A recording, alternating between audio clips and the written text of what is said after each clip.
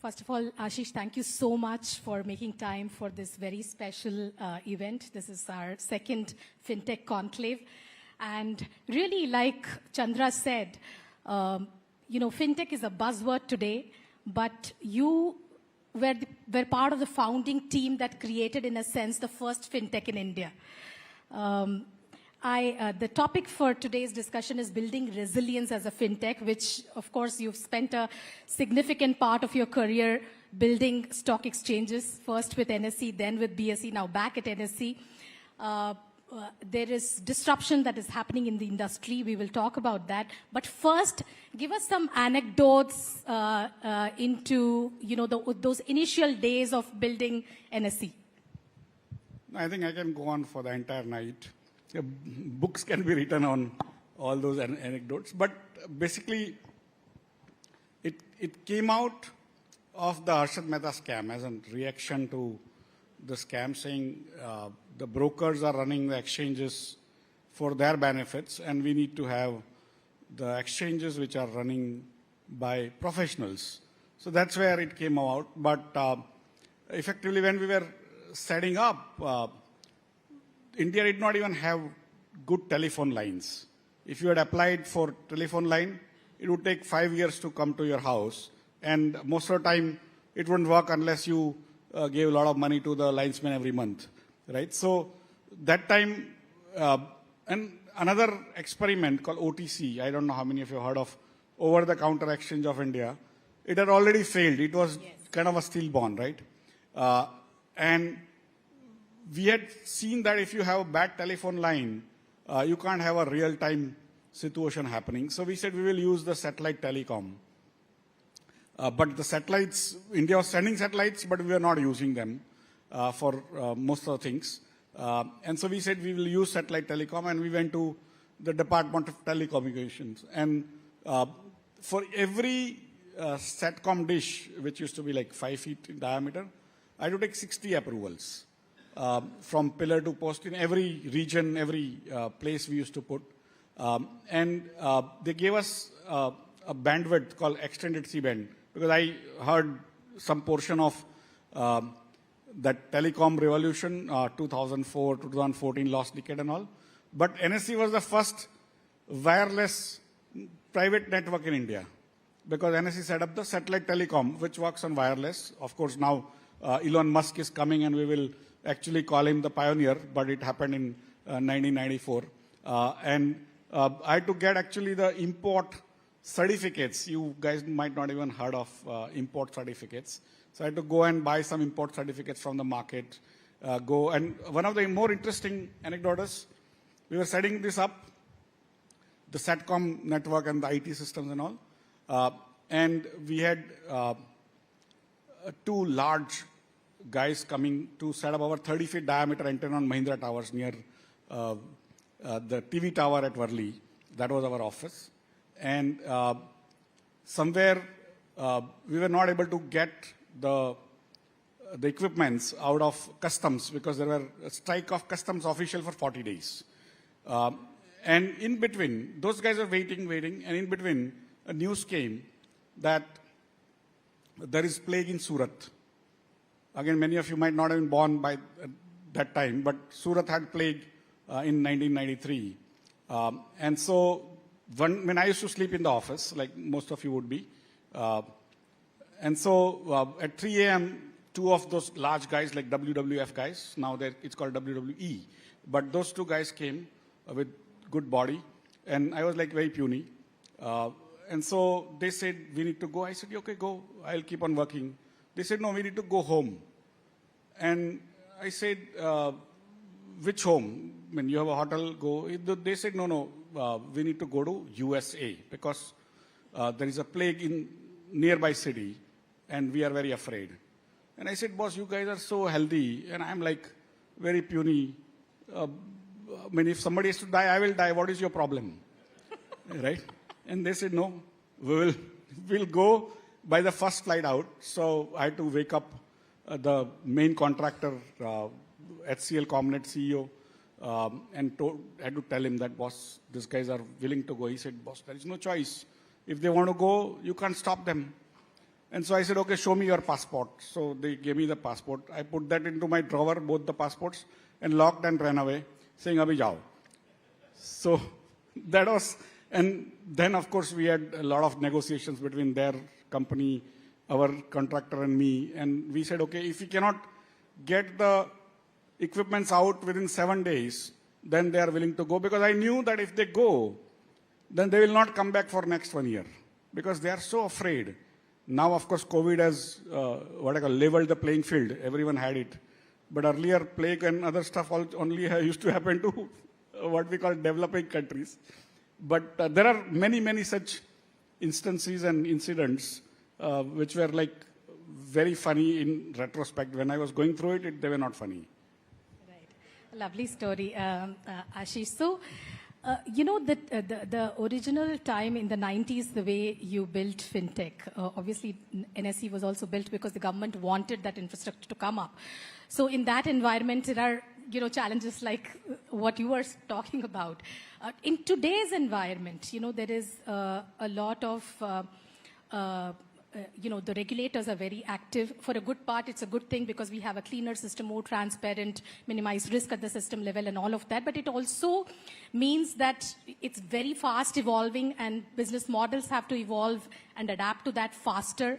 What do you see within NSE? How do you navigate this whole environment? Because your industry has seen a lot of changes, very rapid changes in regulations over the last few years.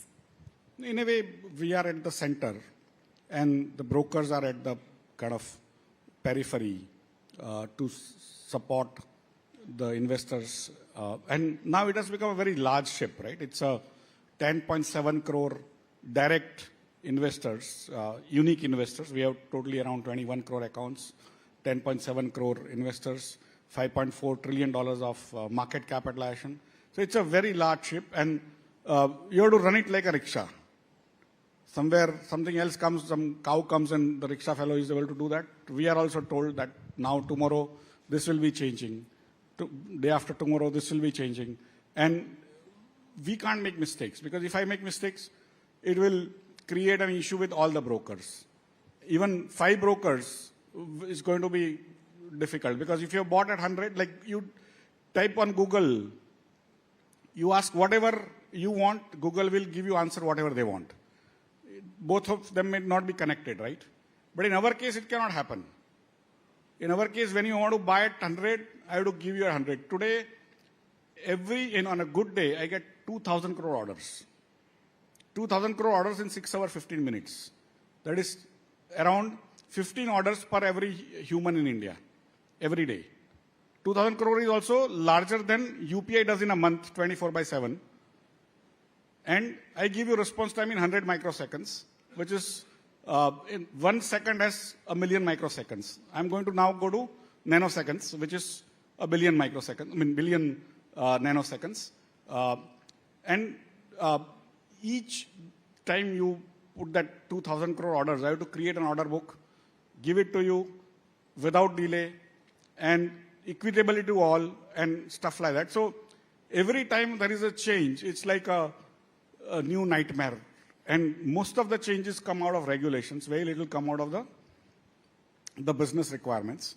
And so they come out in isolation of your ability to change. And many of you might be going through that in your businesses, that suddenly the competition has changed, the regulation has changed, your regulator has mandated something. You have to do that, right? And you have to burn the sort of night oil or whatever it is called every day. So I literally today, it's a habit for now 30 years or 32 years that when I wake up, I look at my mobile in the night. When I wake up anytime, I look at my mobile and say, okay, things are going as per plan or not for 2 a.m., 3 a.m., 4 a.m., like that, right? So any change is a difficult change, but at our kind of scale and stuff, it's very, very rigorous testing that has to go through. We are also made to do every month a mock trade from our DR site, disaster recovery site. It has to have like exact 100, if I have 100 servers here, 100 servers there. And We do mock trading on weekends every month from the disaster recovery site, but twice a year we do real life trading, live trading on normal days from the disaster recovery site. And one day SEBI said, no, now you have to close down halfway and take it up from the DR site. So we said, यार normal दिन पे नहीं कर सकते, Saturday को करते हैं. So we did it, it worked. And then they said, no, but you actually shut down your production site on a gradual basis, on a predictable basis. So now it has to go down suddenly. So that is like a disaster. You recreate disaster. So we did that also. And so it's many of these things like DR sites and all, nowhere in the world actually people do real life anywhere. On not only stock exchange, no other thing, right? They create DR site and hope that it will work whenever it's required. Most times it doesn't work when production goes down, but it's like a insurance which usually doesn't come, right? But it gives you comfort till the time it doesn't come. So while as in India, our regulators want to check, nahi boss, ye barabar nahi kiya, wo barabar nahi kiya. So it's a regular, I mean, in a way, I have got used to it because of, that is, I mean, in a way, I started the automation of stock markets in the world and have been there throughout, so it is okay. But any new person will find it very difficult. And so, Ashish, the disruption that you're seeing in the broking industry and in the stock market exchanges, is this the biggest that you have ever seen? Because there's so many things that are happening together. One is this F&O regulations, which, helped us gain in terms of volume significantly over the last few years. Now it is also sort of something that will bring it down. Second is this true to label circular that SEBI brought in. Third thing is this SME, which is also growing very fast. Now SEBI is concerned that there is fraud in that area. They want to bring in tighter regulations into it, more vigilance on part of exchanges. So all of these put together, it's looked like a lot is changing. Is this the biggest disruption you have seen in your career? And again, you said, it's like the the rickshaw guy, spearing to, the cow on the road. How do you create this mindset and culture to cope with all this? In a way, I think today what is happening is not even a fraction of what happened between, say, 92 and 2000. 92 to 2000 was a period in India's history which will never repeat. We created a completely state-of-the-art automated system for stock exchange, but it was also the first public digital infrastructure of India, where people from across the country could place orders and get execution done in 2 seconds. It was like magic. When I inaugurated the first terminal outside Mumbai in Coimbatore and placed an order, it got matched. That person couldn't believe. He said, "Bas, you're faking." And then every day news would come, कि satellite गिर गया, rumors that satellite गिर गया, ये हो गया, वो हो गया, NSE default हो गया. All sorts of things used to happen. Of course, BSE had a default called MS Shoes. Some of you from stock market might know, but it used to be like lots of rumors. And then we had a concept of margining system, which was always one-sided, that if market is going up, you will try to margin that side and all. We created a real-time margining system, first time in the world, and that clearing cooperation came out of that. That's where the perennial defaults, BSE used to have, or all other exchanges used to have once in a year, once in 2 years, some default, and sort of market will be closed for a few days or a month, and then again they will start. So that got closed because we started putting settlement guarantees by taking real-time margins, calculating them, and then we set up a depository because we had fake certificates. Shares used to be certificates. And currency printing is still a crime. But share certificate printing, the police could not even understand how it was a crime. So everyone and their brothers started printing because printing technology improved. So color printing came at home. And the first thing people started doing was to start printing share certificates. And ACC and other things started coming. And one day, I had like many shares started coming back from registrars. And at some point in time, I had like 40 crores. In those days, 40 crores were like today's 400 crores. 40 crores rupees worth shares, which were fake, were delivered to us. And of course, we knew which broker had delivered, so we got him, we filed FIR, got him into jail.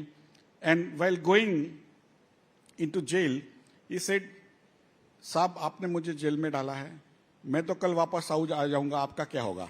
Right? So, in a way, what happened between 92 to 2000, we put price bands today, what we call circuit breakers, all those things which are unique to India, although they are sort of given names of what New York Stock Exchange calls circuit breakers, it is not the same as what we do.